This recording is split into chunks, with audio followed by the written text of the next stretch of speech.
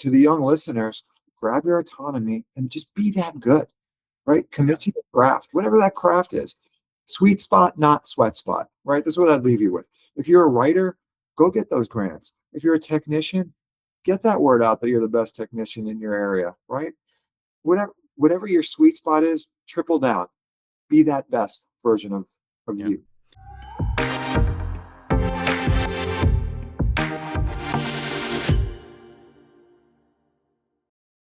Elad Levy, welcome to GNI Podcast. It's great to have you. Today, what we're going to be talking about, actually, I think we're going to touch several things with neurosurgery and training and, not just pertaining to neurosurgery, but I think life as it is today, but with a focus on mentorship. And what we'd like to do is have an honest discussion about it. And for our viewers, I think most of you, especially in the neurosurgical and neuroscience world, know Dr. Levy. Dr. Levy is the Nick Hopkins Chair of Neurosurgery at the University of Buffalo. He is the head of the Jacobs Institute and Buffalo's machine. There's a lot of other individuals there as well, but Elad is the one who's running everything behind the scenes. And we're going to talk a little bit about that because I know you learned a lot of that from Nick, where, elevating other people around you. One of the first dual trained vascular neurosurgeons. That's where you and I first crossed paths. And I think you and I come from very similar but different backgrounds. Being dual trained vascular neurosurgeons really early on. Buffalo and Jefferson, where I trained, were the only two centers, I think, in the world, at that time that were training at an academic level neurosurgeons. And really, a lot of that's thanks to Nick Hopkins, who is your mentor. And I want to, kind of talk about that in an honest way and not in a organized neurosurgery way where we're, being very careful about what we say. And, I want to have a balanced discussion about mentorship, the good, the bad, and the ugly. How's that sound?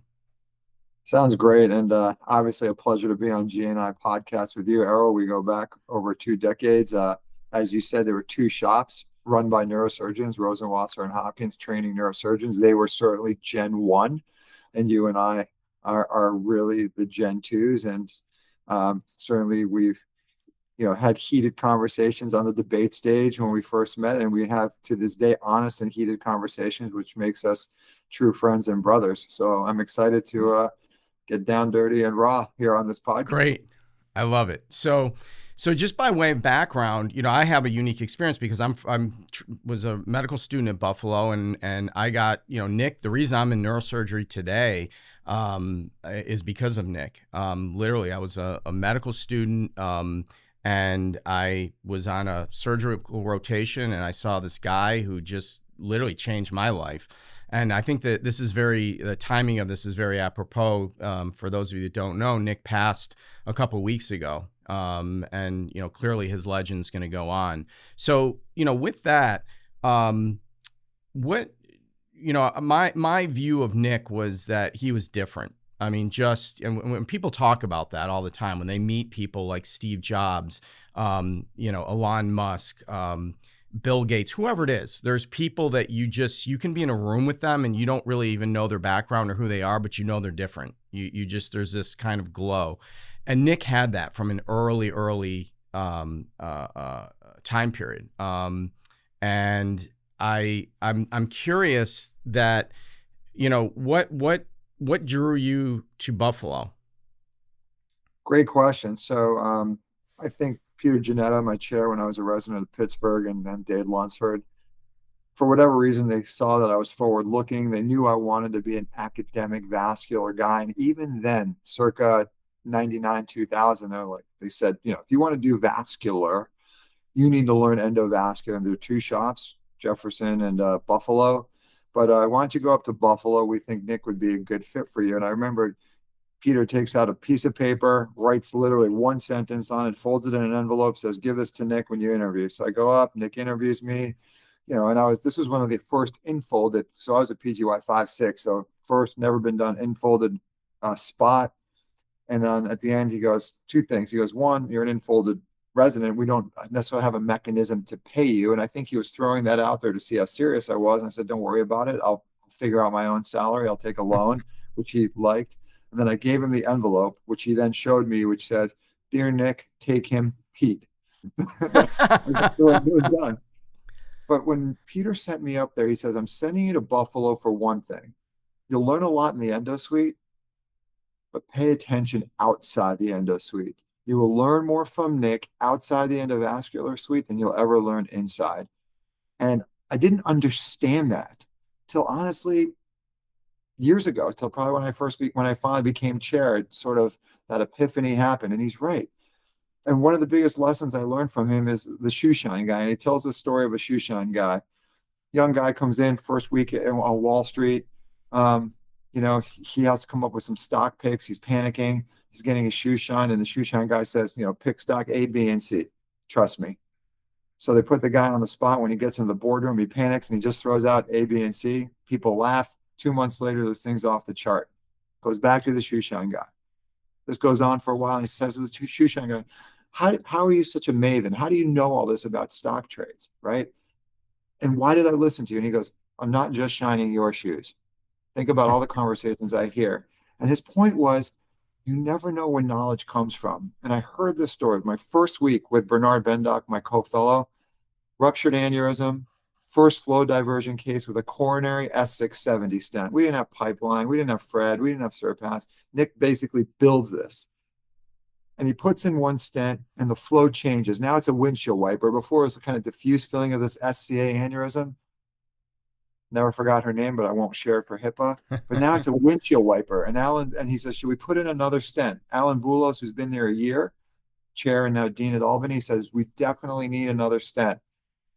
We're exhausted. We haven't been home for days. Bernard looks at me. I look at Bernard, and we've only been there 7 days. And he goes, "What do you guys think?" And I'm like, "I don't know. Kind of looks good to us. We knew nothing." And everyone's looking at us. "What do you know nothing?" But Nick said, "Okay, 2-1," knowing full well this was bad. She ended up rupturing within 24 hours. And then we came back, put another stent in, and she didn't do that great. But I'm thinking, how does this guy who invents this field, who knows more about flow diversion than anybody in the world, and we're there 7 days, he actually is asking my opinion. His point was always like, you never know when a good idea, or a bad idea in this case, where knowledge comes from. So that was kind of the first lesson. But that's great because, that dovetails into, you can't just talk about mentorship in a vacuum. We wouldn't be doing what we're doing today, which, you, and correct me if I'm wrong, are the only group in the world right now that are doing flow diverters as an outpatient. And that's why Nick picked you, because you saw something, but it goes all the way back to that. Nick was doing flow diversion before people knew what flow diversion was. And it took 20 years for industry to kind of pick up. And then, some, people like Kim Nelson and other, brilliant people who are like, okay, there's something here. We're going to design this stent. Peter Nelson made the pipeline, but Barry Lieber with Nick in Buffalo in 1999, 2000, talked about overlapping stents and weaving and flow diversion and flow in, flow out. And we published papers, which then led to the idea. But make no mistake, Nick was doing overlapping coronary stents with S670s and BX velocities well before we published this, right? Well before pipeline hit the market. And his last day on earth, amazingly, his vision was to kind of see endovascular move to the outpatient sector. And as you know, we do these awake. We do flow diversion awake.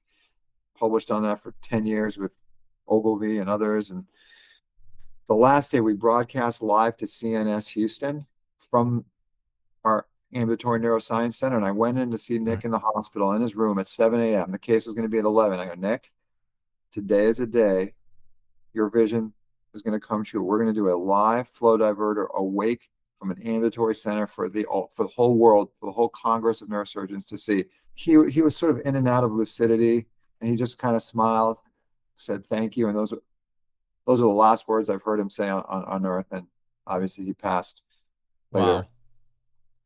Late that night. Wow. What a, you talk about, I think both of you being blessed, right? I mean, to be able to see that and listen, we could do a podcast series on Nick Hopkins. and it's actually not a bad idea. But do you think that we have that today? And again, getting back to some, to honesty, and honesty is not the right word, but I think transparency maybe. Do you think what you and I saw in our generation, I mean, is that lost? Do we still see that? Do we still see the the letters in the hands, the way it used to be, the phone calls, this is the guy, and in a great way, the gal now, right? We didn't have that. Like that's a great thing now that we are not this old boys club, and we've opened it up, which I think is wonderful. But what have we lost? What have we lost in that? We've lost a lot of, it's a great question. We lost a lot of the human touch. So first of all, because of liability and the legal system, and everyone's constantly worried about covering themselves or worried about the documentation, we don't have the freedom that Nick and Peter and others in that generation, we don't have their freedom to let us make mistakes, right? I always say the only advice Nick gave me that I regret is the advice I didn't take. Yeah. Right? And he never forced it. He's like, been there. I would probably do it this way. And, young hubris guy, I'm like, I'm going to do it my way. And then, for the next week, I'm kicking myself like, why didn't I just listen? What was I thinking? Right. Good judgment comes from experience. Experience comes from bad judgment. That's right. Should have learned from Nick's experience, but we don't have the freedoms, right? So he used to let me and others make these mistakes. He'd advise and then step back. When I became chair, he goes, my door is open. You walk in. I'm not coming to you. And that's very rare. And I certainly can't do that. And I don't. No, but Nick's fearlessness of that, of not being afraid to fail, early in his career, mid-career, and really up until the end. And I'll never forget, he continued to, Nick's one of those guys where your darkest period, where it just takes 5 minutes with him. And I mean, there's a couple times I went to Buffalo just to kind of sit and be like, hear his voice. And the, three things I always remember him saying that always stuck out with me. And I'm sure you'll get smiles and you've heard the same thing over and over again. First and foremost is why not, right? Always like, well, why not? Again, it was that he wasn't afraid to fail. He wasn't afraid to blow up the rocket to learn why it blew up and then rebuild it. And he was, to be very clear to our listeners, Nick was all about patience. Nick was one of, I've seen him get emotional with things don't go well in our world, right? And we've all been there. Nick was not a cavalier guy who didn't care about patience and was just doing things to do them for his own, he really knew that there was a better way. But, getting back to the other thing, his second thing was fuck him. And it was fuck him. I mean, you remember him in that calm and he'd get that grin and, you'd be telling him something and you just couldn't see through it. And he's like, fuck him. But it sounds like a very simple, crass thing. But, what he was saying was, go ahead. If you're not ruffling feathers, if you're not doing anything meaningful, and that was his idea of fuck him. Don't go blow things up and get in trouble. But don't be afraid to say, fuck it, I'm going to stick to my guns. 2004, ASITN. And I'm going to name names, but in a good way. Listen, we can edit this. Yeah. But, so I'm giving a talk at ASITN or one of the vascular meetings or a joint section. And I'm, now I'm a young attending, maybe it was 2005. We've done some of the first thrombectomies, right? Nick said, can we do a better way? It starts in 2001. We have a basilar occlusion. We have no devices. This patient's going to die. We try to wire it, can't get it. And he looks at me, goes, if cardiologists can do this, we can do this in the brain. There has to be a better way, to your point. Now we're doing balloon mounted stents. So we do this first MCA bifurcation stent. I can use her name because she's been out there talking. Nicole Butera goes to an ER. She's 28. They think she's on drugs because she's hemiparetic. Finally, they send her over realizing she's got MCA occlusion. We do kissing balloon mounted stents, publish it. It's in the Red Journal. Give a talk on it. And I'm feeling chest is up, right? Chin is up. I'm like, we're changing the world. I'm the man. I'm a young attending and that's how these guys more hubris than you can believe. And Dr. Flam, Gene, I love you. And Flammable Flam. Utmost respect. There's a disclaimer. And I know you probably laugh at this now, but you stand up, get to the mic, say, Dr. Levy. And I'm thinking you're going to give me the best compliment in the world. And you say to me to this day, I haven't forgotten, if I had a tomato, I'd throw it at your face. And then smile on it, smile on. And I'm holding back tears, right? I'm like, I just went from king of the world to just, I'm looking for a hole big enough I can crawl under on stage. Yeah. And then John Barr stands up, who says, John Barr, radiologist, again, who came to Nick's funeral, says, they may be cowboys, they may be renegades, all true, which were the insults, but maybe they're on to something. So I come back, tell Nick, I go, Nick, I tell him the story. I go, maybe we got to stop. Maybe we're on. And to your point, he goes, if you're not creating a visceral response, you're probably not doing anything worthwhile. He's like, and then he said, fuck them, keep going. Yeah. See, now I'm glad you brought that up because I want to use that as an example. So I know that to this day, even talking about it, I can see it in your face where it comes back. I had a very similar thing with, which, listen, thanks to you, you were the one that through Buffalo. Do you remember how long we were trying to get the Coil and Clodovac paper published? Absolutely. I mean, we had 20 cases, looking at, we weren't saying that, but we were just saying that this might be a better way. Over and over again, it got rejected. I remember you saw it and you're like, this has got to get published. This is really important. Everybody now, it's like, oh yeah, of course, that's, but yeah, what's the big deal? But back then it was beyond controversial. I one of the plenary sessions of the AANS, I'll never forget it. Same thing, 300 people in the audience, and I'm posting, showing this and the outcomes. And, again, I'm top of the world. I'm the smartest guy in the world. We're changing the world. Look at this. And Neil Martin, at the time, the king of ABMs, gets up and he has a mic, and he says, if you were taking your oral boards right now, I would flunk you. This is what you're doing, is just because you can do it doesn't mean you should be doing it. You're teaching people the wrong things. This is the exact kind of stuff where, I was use a term like you guys, and were you there? Yeah. It's on the panel with. Okay, and I was just like, all right, good night, everybody. My career's over. And that feeling of, but you're right, that fuck them. And I got the same advice and the same kind of support. But here's my question. And I really want you to think about this. Do you think it's the same now? Do you think that the current chairs, and it doesn't even matter if you're a chair, but current mentors, leaders in the field, when that happens to the younger generation, do you think they're hearing that? Or do you think there's that, oh my God, this is going to have political repercussions. This is going to do that. It's going to affect my career.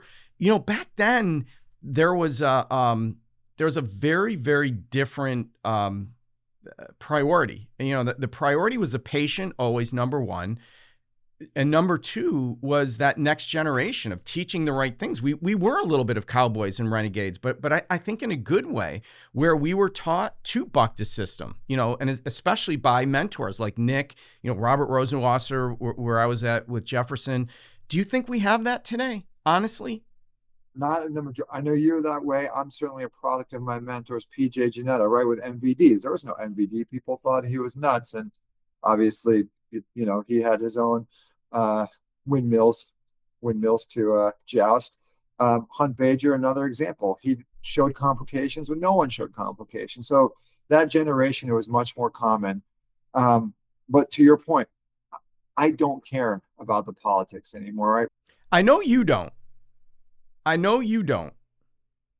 think we're seeing a generation of some of us, some leaders, which are kind of very system oriented, middle managers. These are the rules, play by the rules. And we need to be sensitive to the optics. We need to be sensitive to the system. But I think what makes Buffalo strong is we have this culture of we're a family, right? We're a lion's den.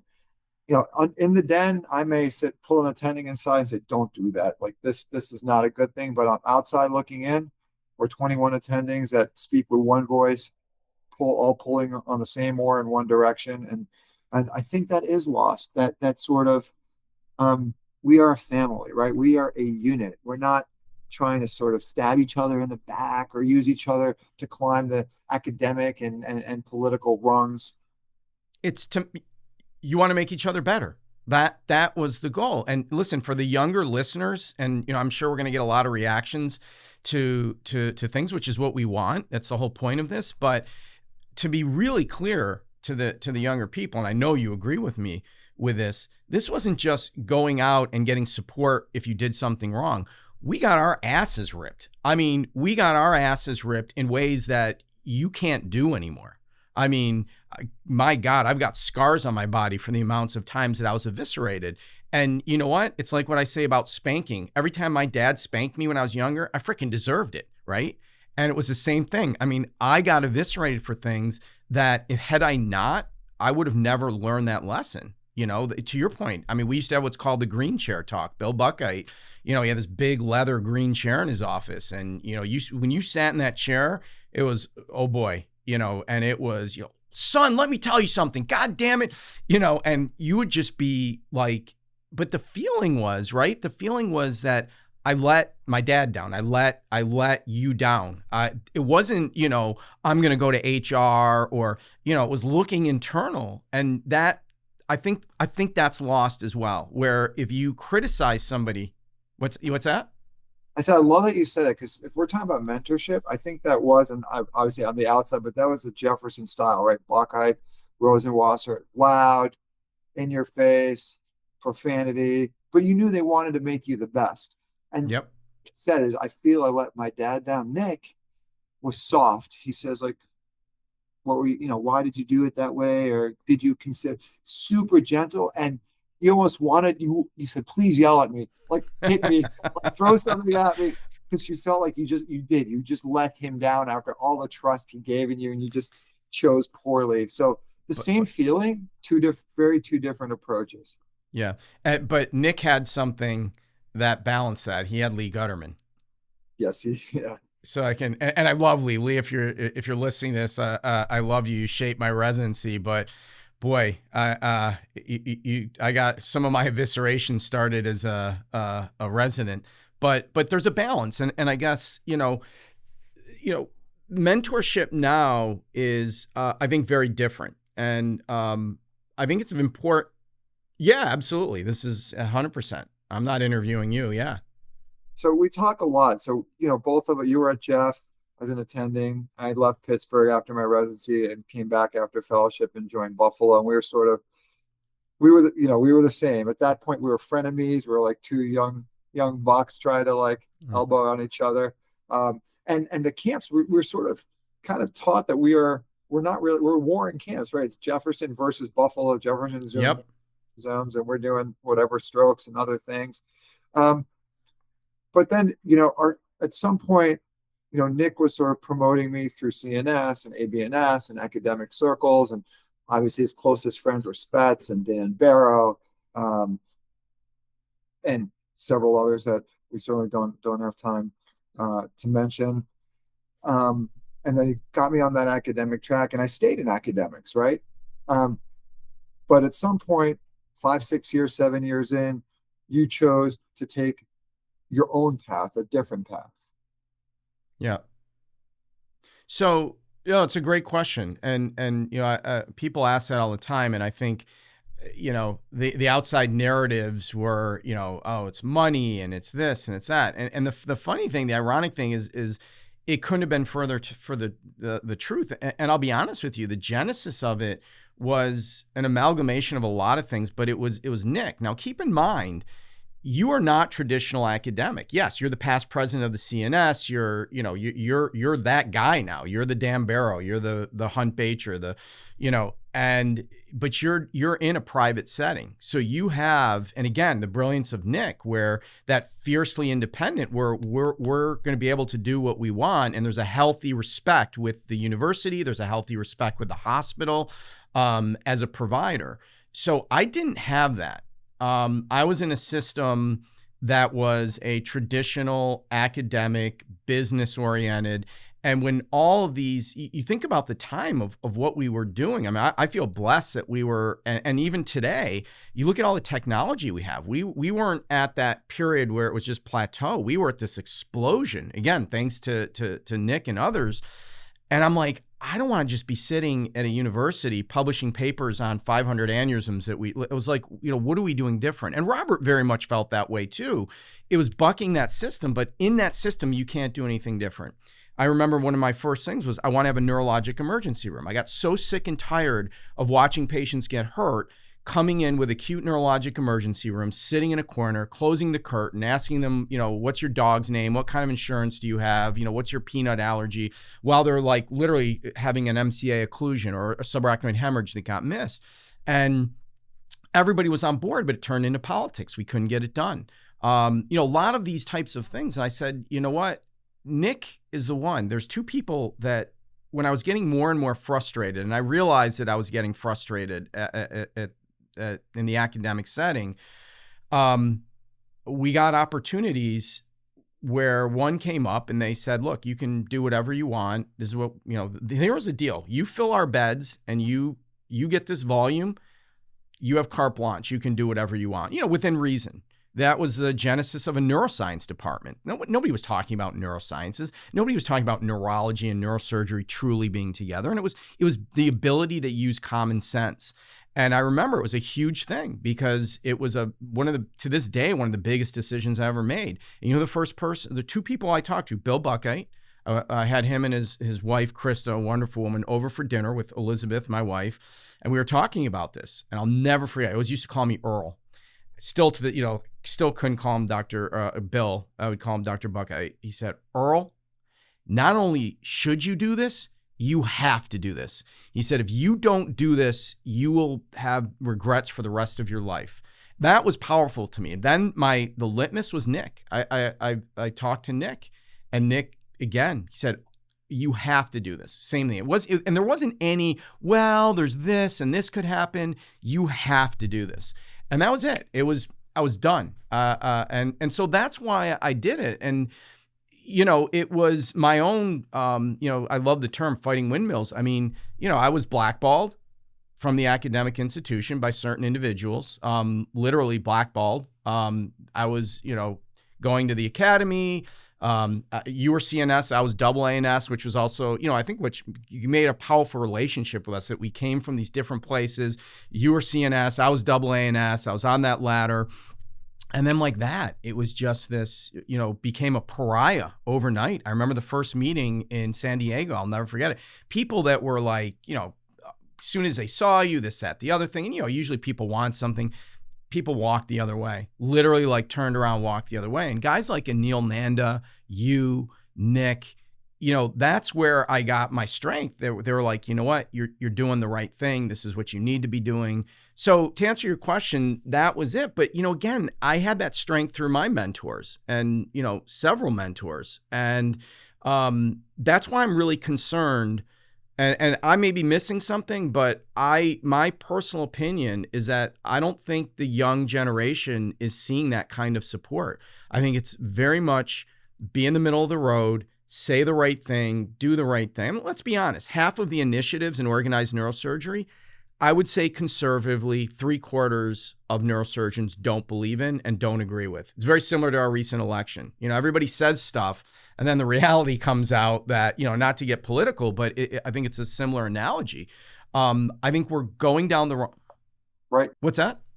You also have a strong, you have a lot of fortitude internally. You are a strong human. Not everybody is strong as you. So for many people at that time, and I remember that AA&S, and we always have our dinner at these meetings, and that was the time that I'm like, look, never leaving your side. And people don't know you came up, and you always had a home in Buffalo. I said, if you ever want to come back, you always have a safety net here, which is not far from where you grew up in Batavia. But not a lot of the people today would be able to survive being blackballed. And not only did you survive, you thrived. So to your point, what people don't know, you built the first neuro ER. I sent you one of my favorite human beings and one of my best fellows, Mandy Binning, who's thrived under your leadership and mentorship. you built the GNI, which is this podcast now, but an entire like neuroscience institute, and continuing to grow, and many things that are going to come that I'm not going to steal your thunder about.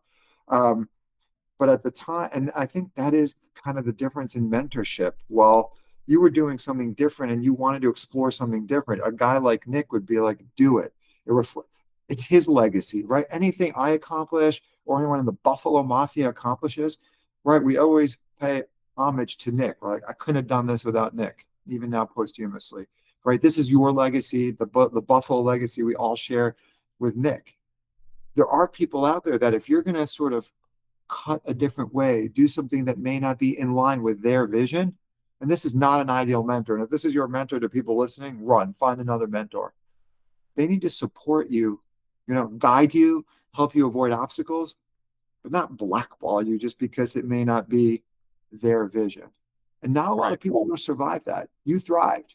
Not a lot of people, that would have been the end of neurosurgery career for you, and I both know that. And you can say that, you can be honest.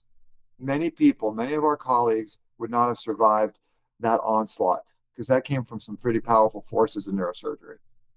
Yeah, and I think, I mean, listen, likewise, I mean, we've all been through those things, and we've seen some of our colleagues destroyed, right, for doing a lot less, and for that are in the circle and out of the circle, and I think that's just human nature. But I mean, what I see as a huge missed opportunity, and I challenge our colleagues, especially in academic neurosurgery, to start looking at this differently and take some of these people that have these ideas and take them out of that mold. Not everybody fits into the exact mold, and support them. And when people do go off the rails a little bit, and like, okay, this is where you need to kind of come back in, and because we're killing ourselves with innovation. And I think the mentorship is so important, because I just don't see the mentorship that used to be there. And I'm not saying it as the old guy, like, oh, back in the old days, walking to school. I really think it's missing, because I think people are so afraid. To be a good mentor, you've got to break that mold a little bit. And listen, before you, but there's no autonomy, right? So one of the reasons you decided to leave Jefferson and kind of create your own path is, you mentioned physician autonomy. You had a vision. It wasn't going to work in the system. And what people don't know, and you said this about Buffalo, we're private-demic. Yes, we train the fellows. Yes, we train all the residents. Yes, we're the chair of the university, but we own our destiny, right? We hire who we want. We grow where we want. We of course pay a dean's tax because we're part of the university, but we are not beholden to anyone. We're beholden to our group. We are a private group who's providing university services and writing and doing all the academic stuff like you. And I think because there's so little physician autonomy now, you're just punching the clock, you're in the system. Maybe people think mentorship isn't that important because it doesn't matter, right? Their lane is so narrow in a system now. But doesn't that scare the hell out of you? It should scare the shit out of everybody. I mean, all the talks I'm giving now is about regaining your autonomy. Nobody went into medicine to be a middle manager, right? Clock puncher, working for somebody who may or may not have an MBA, who has less education than you do about medicine, who's never seen a patient in their life, and they're telling you what to do, what to make, when to come in, what your rules are. I have to do a fire safety every year because one person in my lifetime of neurosurgery, not even mine, just somebody in another service in the hospital got a bovie burn from alcohol. So now everyone's doing fire preparations. It's just, yeah. That's right. And what world, and again, there's two things I want to preface before I say what I'm going to say, because this opens up a whole nother, and again, could be another podcast series. And I think a lot of our listeners will feel visceral about this, but first I want to go back to a question. You said when you first went for your fellowship that you didn't need a salary. How did that end up working out? What did you do? Because I know you, and I know you goddamn well would have gone there and figured out a way and had, got money from somewhere, taken a loan. I know you would have done that. What happened? So Nick smiled when I said that, gave me the contract. He called me to what I would have just gone to a bank, or I would have had my parents co-sign a loan. Right. Was I getting paid $30,000 a year? Right. So short-sighted. Nick called me 2 years later and he goes, we worked with the university to find a workaround. We will pay you your current PGY 5 salary at whatever a Buffalo equivalent, which believe. Yeah, which you knew he was going to do, but that's another thing that's unheard of. Nobody, very very few people would do that unless there's someone who's needs a green card or they really need to be here. And the second thing that I want to make clear to especially all the younger people, when you and I started doing this, we got laughed at by our spine colleagues because vascular neurosurgery did not pay. We were the functional neurosurgeons of the neurosurgery world, right? You remember Jim Harrop, Jim, Jim. Jim was a friend and a resident of mine, and I know he's a colleague of yours. I remember Jim, we were residents together, and he went into spine and I went into vascular. I remember him laughing at me all the time. He's like, "Oh, that's great." He's like, "I'm going to be doing 3 spine surgeries in home, and these are the reimbursements. You're going to be up in the ICU, coming in the middle of the night for vasospasm patients." And there's truth to it. But so this is not a financial thing that I'm about to say because, we did this for the calling of it, for the passion of it. This was not about the money. But right now, getting back to what you were saying, you have in our region, they just posted the CEOs of nonprofit hospitals' salaries. And the top one was $8 million. $8 million. The second one was $6 million. And then $5 million. And the $5 million salary was a single hospital system, not academic. And I don't know how many of our colleagues are out there, but I know most of us aren't making $5 million a year. So where does that get turned on its head upside down? And it's not, I went to school for 7 years and did all stuff. You go to a restaurant for the chef, you come to a hospital for the physicians. At the end of the day, your hospital is only as good as your physicians, period, end of story. What world is it? You see this graph that over time, physician salaries are going down, but skyrocketing, exponential hospital administrators. Guys, stop that now. Stop that now. They come to the system, well, it's an emergency, but when your practice is 95% elective, meaning it's mobile, you have the power, right? If you're just eating out of the ER, then you're replaceable. And I say that to our young listeners, cultivate a product. So we talk about mentorship, and you were very close with your father. Like our stories are so similar, right? Our parents were immigrants, from the Middle East, Israel, Turkey. If you want to share, you can edit that out later if you want, if you don't want to share, but very similar in rural upstate New York. And my father, probably, again, one of my best friend and my closest mentor, he said, never chase money. Be so good that it chases you, right? And whether you like Elon Musk or you don't like Elon Musk, great biography to get some insight.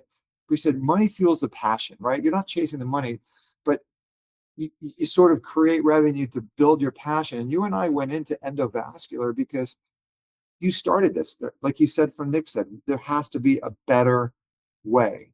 Right. And then you have all these industries, and then you have companies that have built the Penumbra's, right? $1 billion company that kind of the first aspiration through catheters, and many other companies that have built on endovascular technology. So there's a whole ecosystem.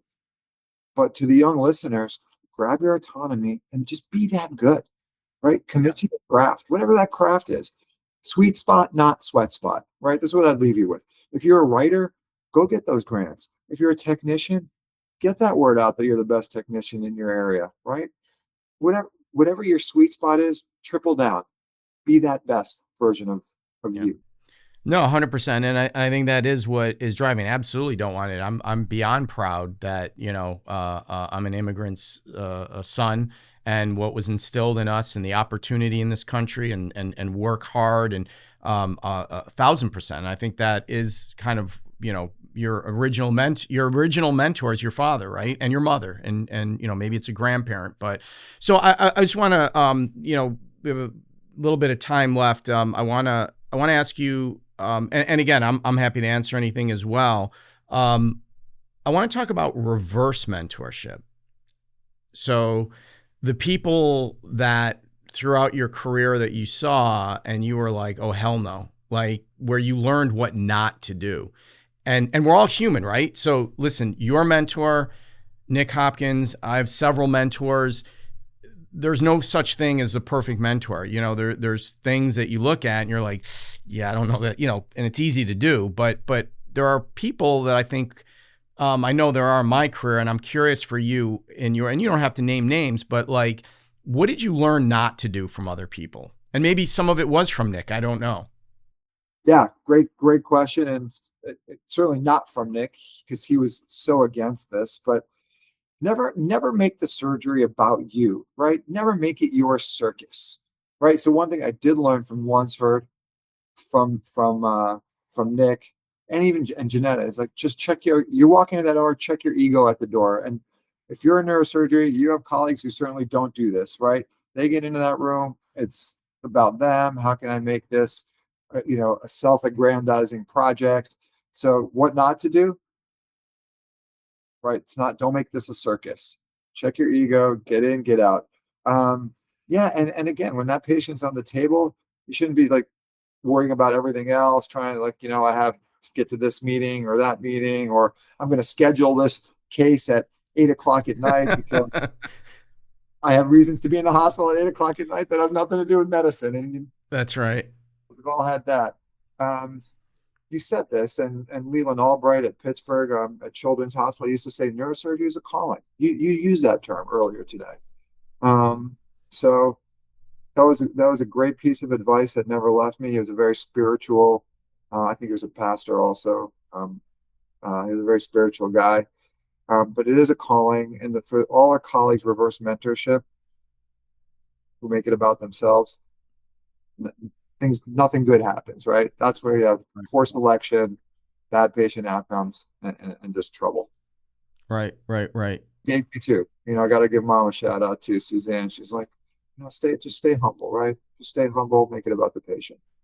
Yeah, and that's really, I think the in our world, I think that's always the best mentors have that patient first philosophy, because at the end of the day, that's what it all comes on. It's hard as hell to do, right? This idea, right? Patient first, not radial first. Again, because everyone's like, oh, radial first. As an example, right? These zealots. And I didn't mean to cut you off, but no zealots in neurosurgery, no zealots anywhere in life, no zealots in religion, no zealots in politics, no zealots on Wall Street, no zealots in neurosurgery, because that's when, again, patient gets hurt. I love that you said that, patient first. Yeah, no starfish. So a little internal joke there.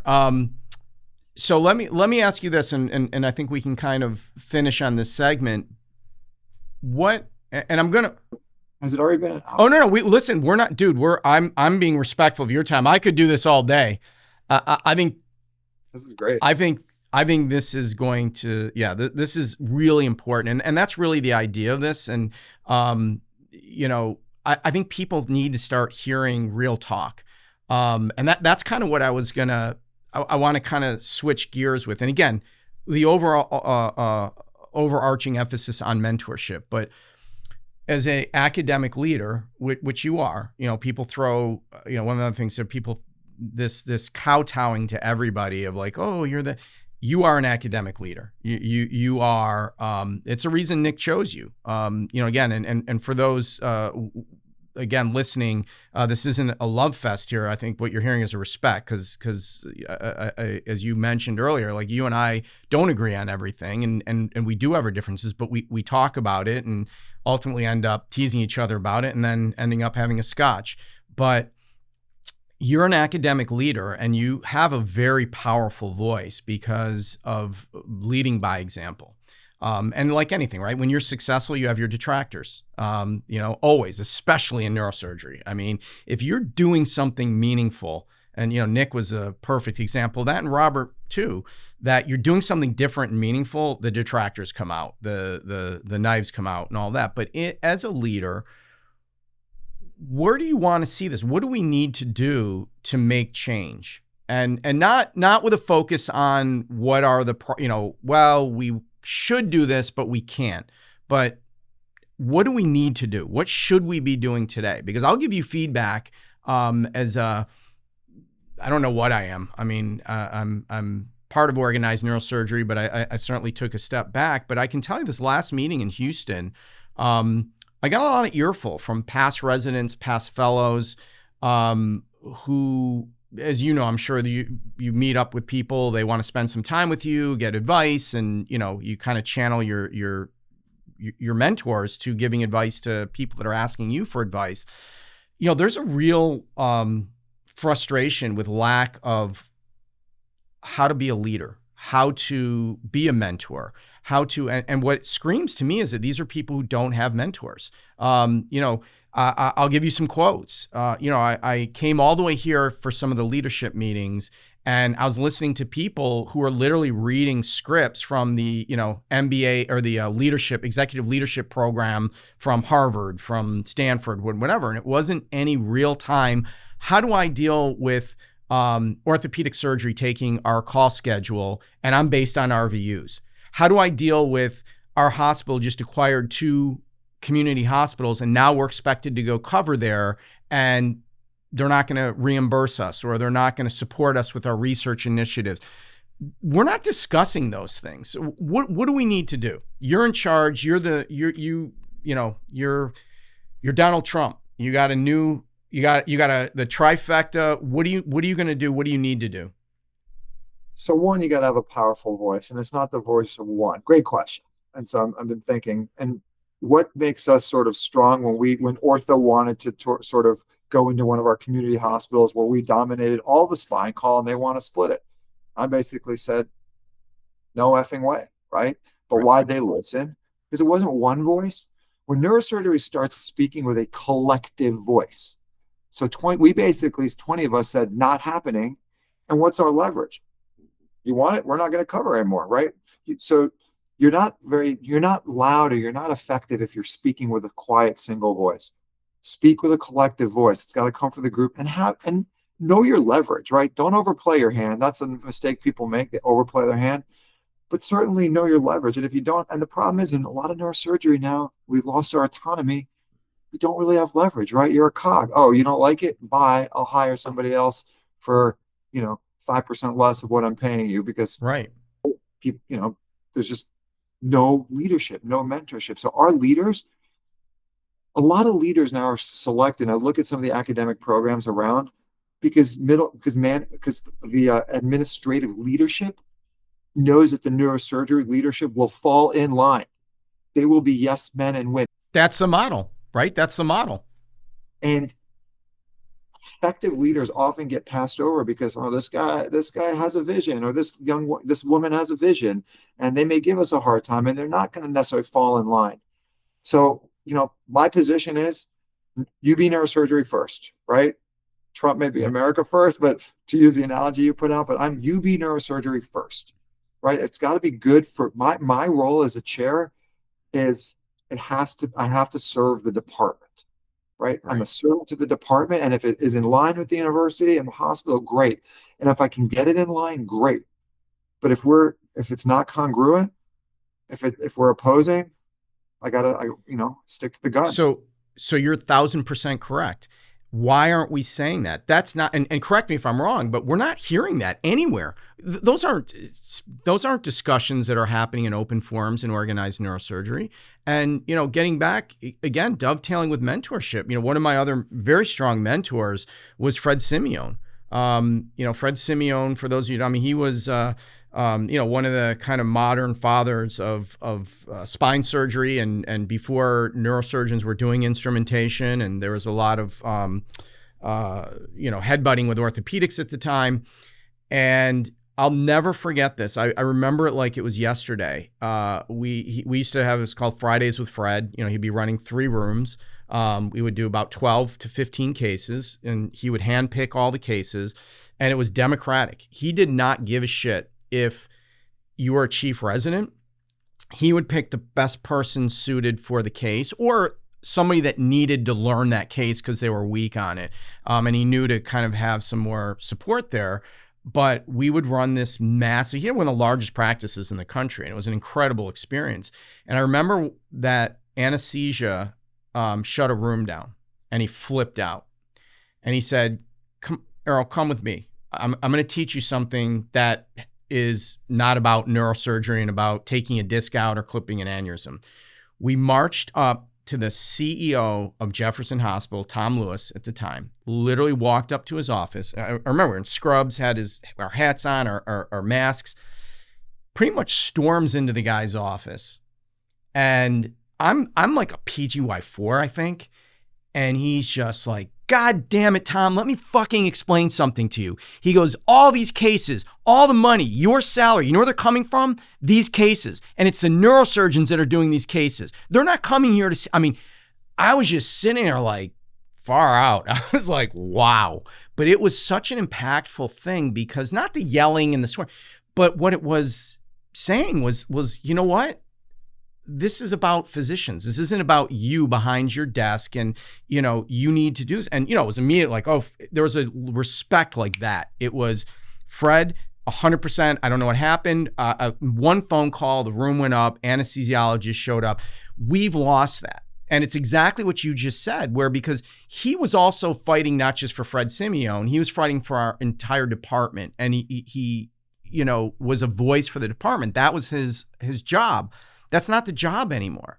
I want to share a story like that 30 years later. So rewind 3 years. I walk into the CEO of our system, Kaleida Health at the time. Great. And Don Boyd's great friend.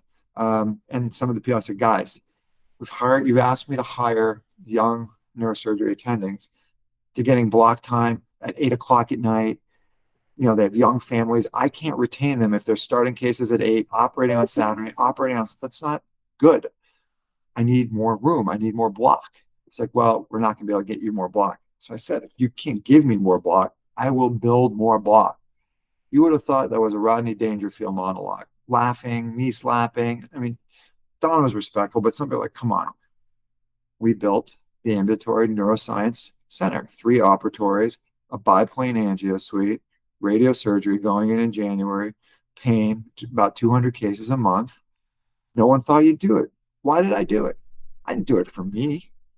I did it because autonomy. Now, all the elective spine is the healthy elective, appropriately selected spine is being done there. Elective angios, 170 have been done there to date. Flow diversion, done there. So now we've decreased the bottleneck of the hospital. Certainly they've lost a lot of the elective cases. And now emergencies and appropriate care is being done there. But that's the point, right? I think leadership. So Fred was able to flex and get that done. But we took control of our own destiny. If you're not going to do this for us, we'll build it ourselves. And guess where the patients went? Where we tell them to go. Of course. And that, I'm so glad you brought that up because that's exactly what you just said epitomizes what this whole podcast is about. You saw that vision and understood that vision and had the strength to do that because there's a lot of risks with that. You know, it's not as simple as you know. But you got that from your mentorship. You got that from a mentor who you saw them do it. You weren't afraid to fail. But more importantly, it was physician driven. This wasn't the hospital coming and saying, we're going to do this. And this is what you guys as FTEs are going to do. It's a partnership. And you are able to drive that. And that is, I think, the epitome of what we've lost is that this physician-led, surgeon-led initiatives, because this isn't just a financial model.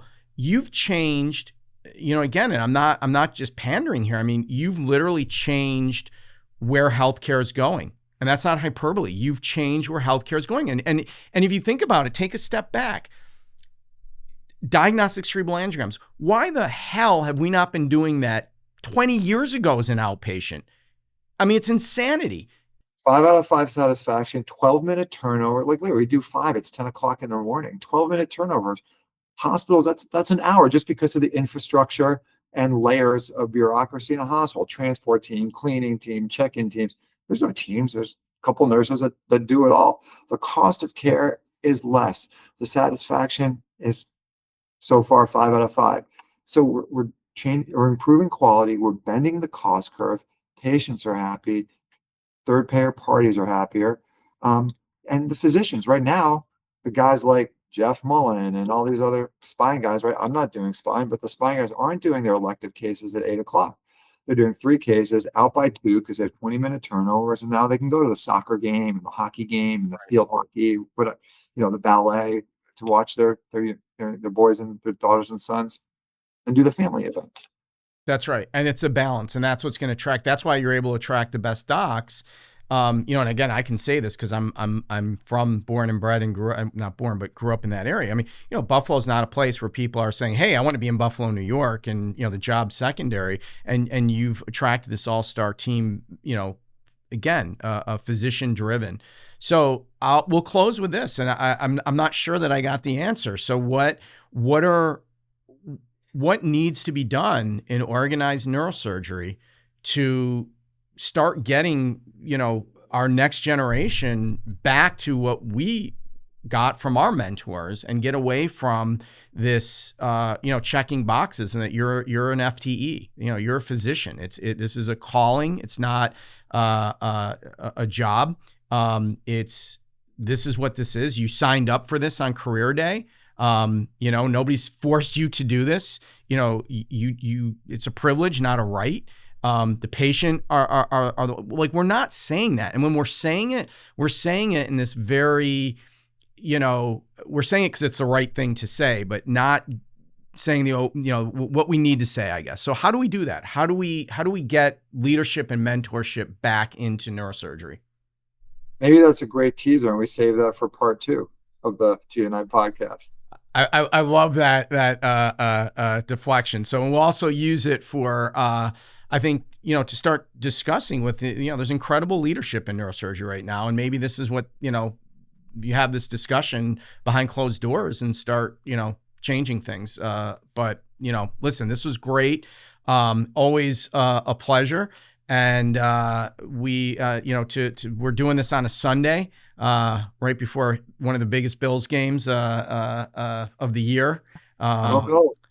And so I think it says something that the passion of this that we're doing this on our few times off. But I can't thank you enough. A lot is all I can say is keep doing what you're doing, brother, because we need you. Next generation needs you, and look forward to the next podcast. I appreciate the invitation, and I'd be remiss to say, mentorship also comes from some of the closest friends. And I can't tell, Pete, your listeners should know in the past 20 years, how many times I've called you on a weekend or middle of the night. You've always taken the time and said, "Hey, Erol, what do you think?" And you've always been that sounding board for me. So thank you for that. Yeah, ditto, my brother. All right. See you later. Thanks, everyone.